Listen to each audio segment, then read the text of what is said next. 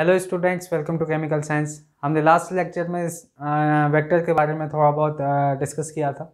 आज हम फिर से वेक्टर के बारे में कुछ बातें और जानेंगे, जिसमें हम जानेंगे फर्स्ट ऑफ ऑल कि multiplication of vector multiplication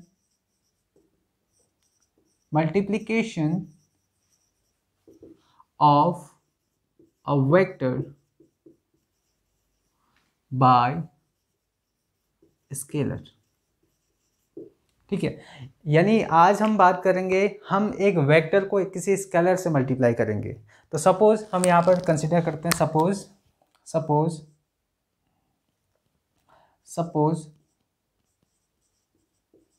A be a vector. ठीक है, ए बी अ वेक्टर। ठीक है, मल्टीप्लाइड मल्टीप्लाइड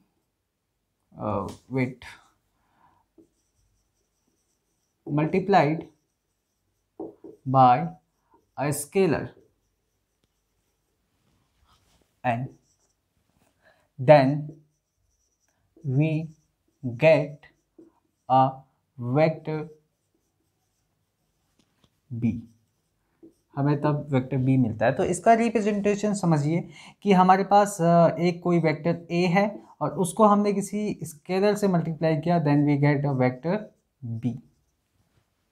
तो एक तरीके से देखिए कि हमने एक वेक्टर में स्केलिंग कर दी। तो वेक्टर को अगर हम किसी स्केलर से मल्टीप्लाई करेंगे तो उससे क्या होगा कि उस वेक्टर का जो मैग्नीट्यूड होगा वो चेंज होगा, और उससे उसकी डायरेक्शन भी चेंज हो सकती है। क्योंकि देखिए, जो हमारे पास स्केलर है तो n कैन बी पॉजिटिव और नेगेटिव। ये हमारे पास जो n है वो पॉजिटिव भी हो सकता है और नेगेटिव भी हो सकता है। तो इससे हम कह सकते हैं कि जो हमारे पास b जो वेक्टर होगा, ठीक है, b is in the direction और अपोजिट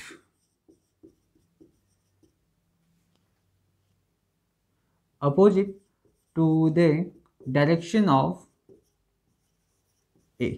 तो अब हम कह सकते हैं कि जो हमारे पास b है वो in the direction of a भी हो सकता है और opposite to the direction of a भी हो सकता है। अब देखिए, इसका थोड़ा हम सिग्निफिकेंस यहाँ पर ज्योमेट्रिकली भी इसको समझते हैं। मान लेते हैं हमारे पास कोई वेक्टर है ए, ये सपोज कीजिए ए वेक्टर। अब हमने इस वेक्टर का जो हमने इसको किसी स्केलर से मल्टीप्लाई कर दिया। मान लेते हैं हमारे पास 2 एक स्केलर है, हमने इस वेक्टर को उस स्केलर से मल्टीप्लाई कर दिया, यानी हमने 2a लिख लिया इसको। इसका मतलब है कि हमने इस स्केलर को एक पॉजिटिव स्केलर लिया। यहाँ पर n की वैल्यू क्या ली हमने, +2 ली। तो हम इसको रिप्रेजेंट कैसे करेंगे, देखिए इसको रिप्रेजेंट हम इस तरीके से करेंगे। ये हमारे पास एक 2a वेक्टर होगा। क्या होगा, एक 2a वेक्टर होगा। तो इस केस में देखिए हमारे पास जो वेक्टर v है इसको हम कहेंगे वेक्टर b कहेंगे, जिसको हम कहेंगे 2a वेक्टर। यानी इसको हमने स्केल कर दिया, यानी इसमें कुछ ना कुछ चेंज कर दिया। ये समझ में आया होगा आप लोगों के समझ में? ठीक है, बिल्कुल। अगर मैं यहाँ पर इस 2 को नेगेटिव सिंबल के साथ लूँ, यानी एक तरीके से समझिए इसको नेगेटिव लूँ, तो हमारे पास जो स्केलिंग होगी, scaling will be in negative direction. तो हम लिखेंगे b vector is equal to -2a vector. तो स्केलिंग अगर हमने सेम स्केलर से मल्टीप्लाई किया है तो उस केस में हमारे पास मैग्नीट्यूड दोनों का सेम रहेगा, बट डायरेक्शन क्या रहेगी, चेंज हो जाएगी। अब सिमिलर वे में हम क्या देखेंगे कि दो वेक्टर्स को हम इक्वल कब कहेंगे। ये तो रहा हमारे पास multiplication of vector by a scalar, and then we will discuss equality of 2 vectors, यानी 2 वेक्टर्स को हम इक्वल कब कहेंगे। ठीक है,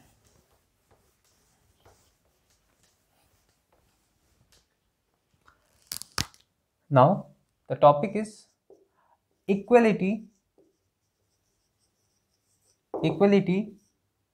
of 2 vectors।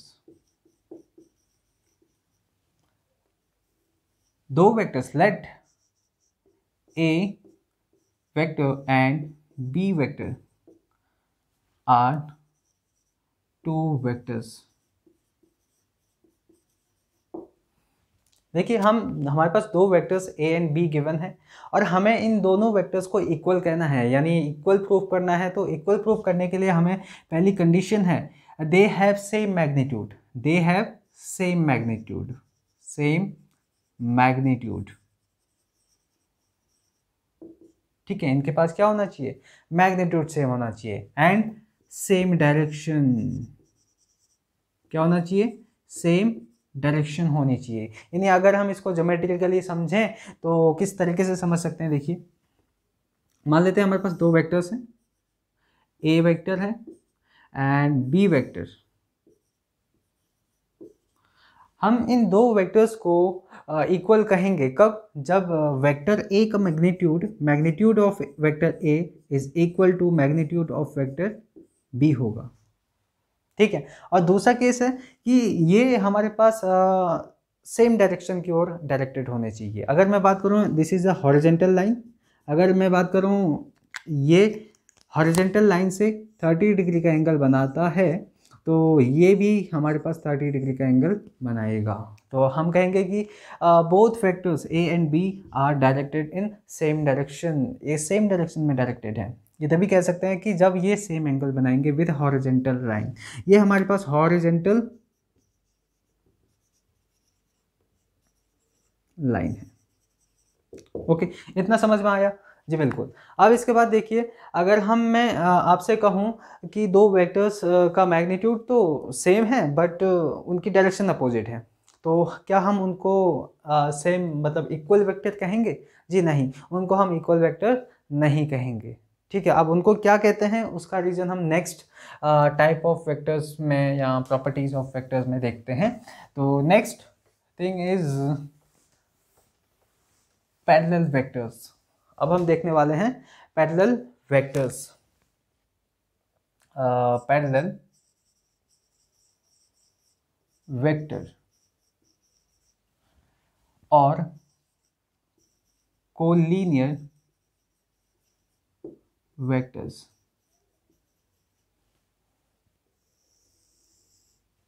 अब जो नेक्स्ट हमारे पास टॉपिक है दैट इज पैरेलल वेक्टर्स, या जिसको हम कहते हैं कोलिनियर वेक्टर्स। तो कोलिनियर वेक्टर्स किसे कहते हैं? तो collinear vectors are those vectors, suppose पहले लेट हम कंसिडर करते हैं, let A and B are two vectors. अगर हमारे पास ए एंड बी दो वेक्टर्स हैं तो हम कहेंगे कि A and B are collinear. तो उसके लिए कंडीशन है कि हम कहेंगे A vector is written as lambda of B vector. ये कंडीशन है। मैथमेटिकली अगर हम समझें तो कोलिनियर क्या होता है वो इस तरीके से है कि A vector is written as lambda of B. इसका मतलब है कि जो हमारे पास ए है, देखो इसको इस तरीके से समझते हैं पहले। If line of action of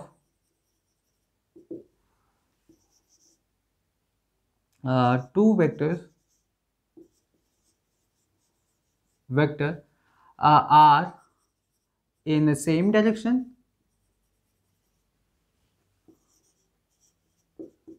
or opposite direction, then these vectors are called collinear vectors और पैरेलल वेक्टर्स। ठीक है, तो इनके लिए एक चीज जरूरत नहीं है कि they no there is no need of there is no need of same origin. यहाँ पर सेम ओरिजिन होने की ज़रूरत नहीं है। तो देखिए इस तरीके से इसको ज्योमेट्रिकली हम समझ सकते हैं कि हमारे पास ये वेक्टर ए है।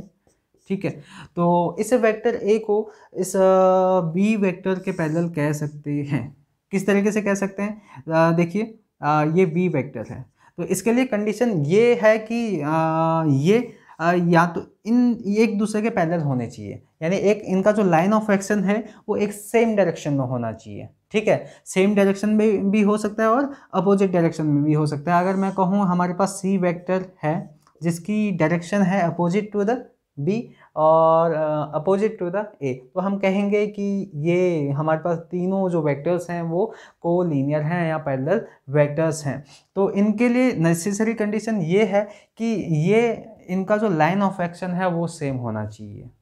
ठीक है, अब लाइन ऑफ एक्शन या तो वो जैसे ओवरलैप भी कर सकते हैं। अगर हम कहें कि हमारे पास ए वेक्टर है, ठीक है, तो बी वेक्टर भी इसी डायरेक्शन में है, ओवरलैप कर रहे हैं। ठीक है, तो दिस इज बी वेक्टर और दिस इज ए वेक्टर। एक केस ये भी पैरेलल वेक्टर्स हैं। एक केस ये भी हो सकता है कि अगर हमारे पास ए वेक्टर है, ठीक है, ए वेक्टर एंड बी वेक्टर इस डायरेक्शन में है, this is also parallel vectors और कोलिनियर वेक्टर।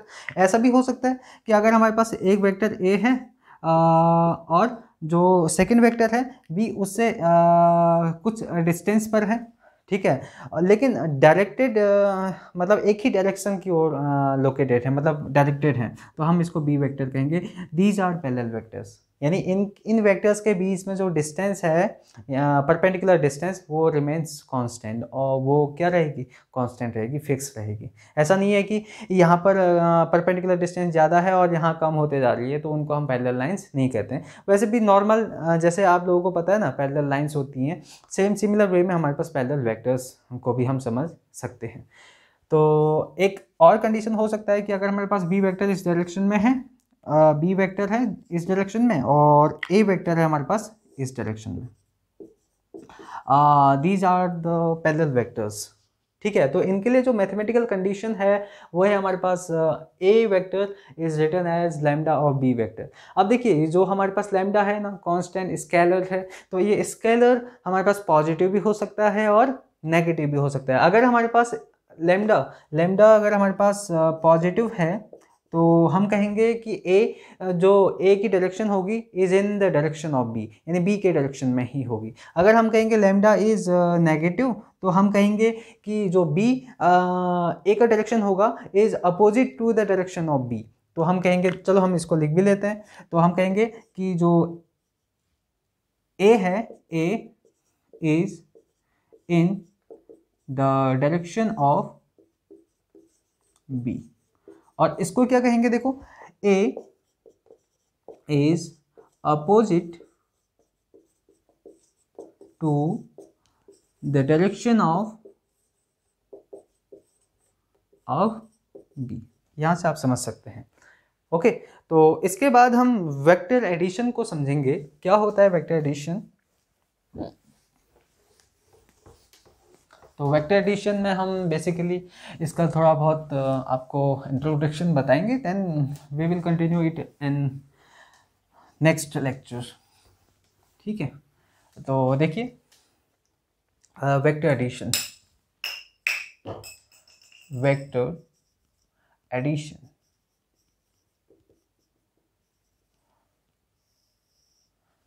ओके, तो वेक्टर एडिशन यानी एक तरीके से समझ लीजिए कि अगर हमारे पास कोई वेक्टर है, मान लेते हैं ये एक वेक्टर है, ओके, अब हमने इस वेक्टर में इस वेक्टर को ऐड करना है। सपोज दैट ये है हमारे पास बी वेक्टर, इसे हमें ऐड करना है। तो इस चीज़ को ऐड करने के लिए हम देखो किस तरीके से इसको ऐड करते हैं। अब उस मेथड को आप समझ लीजिए। अब हमें क्या करना है, एक कॉन्सेप्ट होता है that is translation of a vector, यानी एक वेक्टर को हम ट्रांसलेट कर सकते हैं विदाउट चेंजिंग इट्स मैग्नीट्यूड और डायरेक्शन। यानी अगर हम इस वेक्टर को ये वेक्टर कंसीडर कर लिया, इसको हम इसकी डायरेक्शन को और इसके मैग्नीट्यूड को चेंज किए बिना इसको हम एक जगह से दूसरी जगह ट्रांसलेट कर सकते हैं। तो हम इसको by using the property of translation हम इसको इस तरीके से लिख सकते हैं। देखिए ये मैग्नीट्यूड रिमेन सेम, जितनी लेंथ इसकी है मैग्नीट्यूड है उतना ही मैग्नीट्यूड इसका भी है। दिस इज वेक्टर ए, और सिमिलर वे में इस बी वेक्टर को भी हमने ट्रांसलेट करके इस पोजीशन पे लिया है और उसकी डायरेक्शन हमने चेंज नहीं की। जो डायरेक्शन बी की है उसी डायरेक्शन को हमने यहाँ पर कंसिडर किया। ये हमने बी ले लिया, बी वेक्टर। तो देखिए ये हमारे पास वेक्टर को हमने ट्रांसलेट करके इस तरीके से लिख लिया। अब देखिए बेसिकली अभी मैं इस वेक्टर एडिशन को पहले क्लासिफाई कर लेता हूँ, किस तरीके से मैं इस वेक्टर एडिशन को समझाऊंगा। तो देखिए जो वेक्टर एडिशन है बेसिकली तो 3 टाइप्स से हम देखते हैं। एक है triangular law of vector addition, and now second is polygon law of vector addition। यानी एक तरीके से समझे ये दोनों एक ही चीज़ है, ठीक है। जो triangular law of vector addition का जो एक्सटेंडेड फॉर्म है वो polygon law of vector addition है, ठीक है। यहाँ एक ही चीज़ है, समझ लेते हैं, ठीक है। Now second one is parallelogram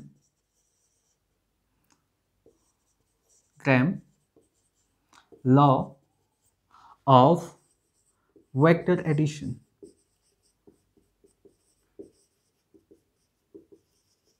हम क्या समझेंगे? Parallelogram law of vector addition को। अब देखिए वन बाय वन अब हम triangular law of vector addition को समझते हैं यहाँ पर फर्स्ट, फिर हम polygon law of vector addition को समझेंगे and then we will understand the parallelogram law of vector addition. तो चलिए इस चीज़ को समझते हैं, triangular law of vector addition को। अब इसमें होता क्या है कि देखिए इसमें किस तरीके से कंसिडर किया जाता है कि हम 3 वेक्टर्स को इस तरीके से चूज कर रहे हैं कि वो एक ट्रायंगल्स की साइड को रिप्रेजेंट करें। मान लेते हैं एक हमने ट्रायंगल बनाया, कंस्ट्रक्ट किया। तो सपोज दैट कि हमने एक वेक्टर लिया that is a vector and second vector हमने बी वेक्टर लिया एंड थर्ड वेक्टर हमने इस डायरेक्शन में लिया, इसको हम कहेंगे सी वेक्टर।